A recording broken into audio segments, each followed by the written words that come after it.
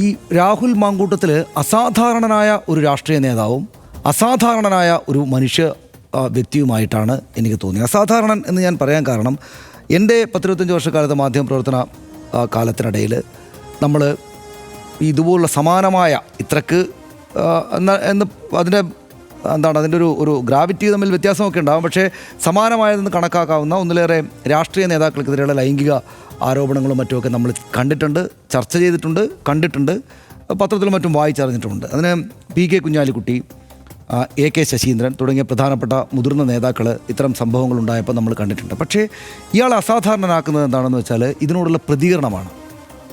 അതായത് ഇങ്ങനെ വളരെ സ്വകാര്യമായതും കുഴപ്പം പിടിച്ചതുമായിട്ടുള്ള ലൈംഗിക അതിക്രമത്തിൻ്റെ സ്വഭാവമുള്ള സംഗതികളിൽ പെടുന്ന നേതാക്കൾ എങ്ങനെയാണോ അത്തരം സംഭവങ്ങൾക്ക് ശേഷം കേരളമാകെ ചർച്ച ചെയ്യപ്പെട്ടതിന് ശേഷം പ്രതികരിക്കുക, അതിൽ നിന്നും അങ്ങേയറ്റം അസാധാരണമായ വിധം ആണ് ഈ രാഹുൽ മാങ്കൂട്ടത്തിൻ്റെ പ്രതികരണം ഉണ്ടായത് എന്നതാണ് എന്നെ അത്ഭുതപ്പെടുത്തിയത്. എല്ലാവരും അത്ഭുതപ്പെടുത്തിയെന്നാണ് ഞാൻ വിചാരിക്കുന്നത്. മനുഷ്യർക്ക് പ്രണയപ്രശ്നങ്ങളുണ്ടാകാം, പ്രണയമില്ലാതെയുള്ള സെക്സും പ്രണയത്തോടെയുള്ള സെക്സും ഒക്കെ ചേർന്നുള്ള പ്രശ്നങ്ങളുണ്ടാകാം. അതൊക്കെ സ്വാഭാവികമായിട്ടുള്ള സാഹചര്യങ്ങളാണ്. മനുഷ്യർക്കിടയിൽ അതുണ്ട്, അതൊരു വസ്തുതയാണ്. അത് ലോകത്തിലെവിടെയായാലും മനുഷ്യർക്കിടയിൽ അതുണ്ട്. പക്ഷേ ഇത് അതിൽ നിന്നെല്ലാം മാറി നിൽക്കുന്ന ഒരു കാര്യമാണ്. പക്ഷേ നമ്മളിത് കഴിഞ്ഞ ദിവസവും പറഞ്ഞാണ്. അതായത് ഇത് ഈ അസാധാരണമായ വിധം ആളുകളെ, അതും ഇന്നയാളെന്നില്ലാതെ അയാളുടെ തന്നെ പാർട്ടിയിലുള്ള നേതാക്കളുടെ, മുതിർന്ന നേതാക്കളുടെ ഭാര്യമാരും പെൺകുട്ടികളും ഒക്കെ ഒന്നോ രണ്ടോ തവണ സംസാരിച്ചതിന് ശേഷം ഇത്തരത്തിലുള്ള മെസ്സേജുകൾ അയക്കുകയും ഈ തരത്തിൽ ഇടപെടുകയും ചെയ്യുന്നു എന്നത് ആവർത്തിച്ച ആളുകൾ വന്ന് പറയുന്നു. അതിനുള്ള ഉദാഹരണങ്ങൾ ഇന്ന് ധാരാളമായിട്ട് തെളിവുകൾ വരികയും ചെയ്യുന്നു.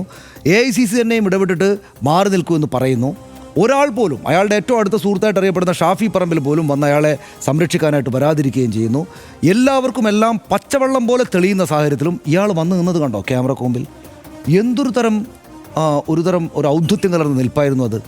ചർച്ച ചെയ്ത മാധ്യമങ്ങളെ, ചാനലുകളെ പേരെടുത്ത് പറഞ്ഞിട്ട് സംസാരിക്കുകയാണ്, മറ്റൊന്നും സംഭവിച്ചിട്ടില്ലാത്തതുപോലെ. അയാളുടെ വർത്തമാനം പറയാനുള്ള ശേഷിയിൽ വലിയ ഒരു സ്വയം അഭിരമിക്കുന്ന ഒരാളായിട്ടാണ് ഇന്നെനിക്ക് തോന്നിയത്. അത് പണ്ടും തോന്നിയിട്ടുണ്ട്, പക്ഷേ ഇപ്പോൾ അത് കൂടുതലായിട്ട് തോന്നി. എന്തിനേയും എൻ്റെ ഈ വായിലെ നാക്കുകൊണ്ട് തോൽപ്പിച്ച് കളയാം എന്ന തോന്നൽ അയാൾക്ക് ഇപ്പോഴും ഉണ്ടായി എന്നാണ്.